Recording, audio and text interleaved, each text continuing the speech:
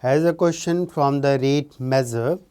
The question says that 2-meter ladder leans against a vertical wall. If the top of the ladder begins to slide down the wall at the rate 25 centimeter per sec, then the rate at which the bottom of the ladder slides away from the wall on the horizontal ground when the top of the ladder is 1 meter above the ground. The question seems to be from the physics as well, but we can deal with it with the help of calculus or the rate measure by differentiating. So let us first see the figure. The figure here is definitely showing you everything about the problem. This white one is the ladder which is sliding on this vertical and on this ground. If this ladder is sliding, definitely what is given to us? It is given the rate at which the top end is sliding. We have to calculate this rate. Now the length of the ladder is 2 meter. The length of the ladder is 2 meter. So this is 2, and let us say at any point this distance of this end from the origin is x and the top end is y. Now we have a constraint which is relating these variables x and y, and that constraint is x square plus y square is equal to 4. Now this is how the variable x and y are linked here. What is given to us is the information which is provided to us. Let us see what is given here. It is given that the top of the ladder is sliding at 25 centimeter per second, and when the bottom of the ladder is at 1 meter, what is the rate? So let us check it out here. We have from here, if I differentiate this with respect to time, we have 2x dx upon dt plus 2y dy by dt. This will be definitely equal to 0. Now let us see what is given to us. We need to find out the rate at which this x coordinate is changing. That will actually give you the speed of this point. And again, what is given here? We are given here this is 25 centimeter per second, but again since y is decreasing, so we will take this value as negative. Now this is minus 25. Now y is definitely at that point is equal to 1. So here it is 1. Now this 2 is cancelled out. What is x at that time? Y is 1, so definitely x will be equal to root 3. So x is known to us. So the coordinate of x, this end is root 3. Now from here we can easily get the value of dx by dt, that is the rate at which the bottom end is sliding, and that comes out to be 25 by root 3. So let us see which of the option here is correct. It is the third option which is the correct one. Here is the question from permutation based on the selection of the identical as well as the distinct objects. The question says that the number of ways of choosing 10 objects out of 31 objects, of which 10 are identical and the remaining 21 are distinct.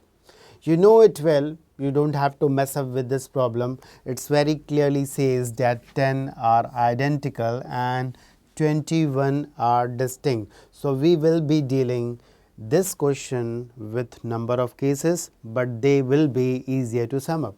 Now if we are taking all the identical objects, there's only one way of doing that. There's one way of selecting. Now if we are taking 9 identical objects and we are selecting only one distinct object, so that can be done in 21C1 ways. Say 8 identical and 2 distinct, so this can be done in 21C2 ways. And similarly, if we are taking all the distinct objects, that value is 21C10. Now you can easily see if I treat this value as 21C0, which is same, so this is basically the sum of binomial coefficient, the half of it. So, this comes out to be 2 raised to power 21 by 2, and the answer is simply 2 raised to power 20. So, the option which is correct here is option number 4. So, here is the good question for you. A question again on the concept of common tangent to the parabola and hyperbola. It is given that P is the intersection point of the common tangent to the parabola and the hyperbola, and foci are S and S dash. We have to find out the ratio in which P divides the foci, that is S S dash. So, the question seems to be complicated, but we are going to decomplicate it. So, here is the figure, a rough sketch of everything going here, which will actually tell you about the problem. So, you can see this is the hyperbola here, and this is the parabola, and these are the dotted lines are actually the common tangents, and they are meeting at point P. S and S dash are the two foci. Now, let us see how to get the common tangents here. Now, the parabola is y square equal to 12x, and the hyperbola is also the standard one, that is x square upon 1 minus y square upon 8 is equal to 1. Now, we know any line y is equal to mx plus c. If it is a tangent to the parabola, then c is definitely equal to a by m. Here a is equal to 3, and for hyperbola we know if this line is tangent,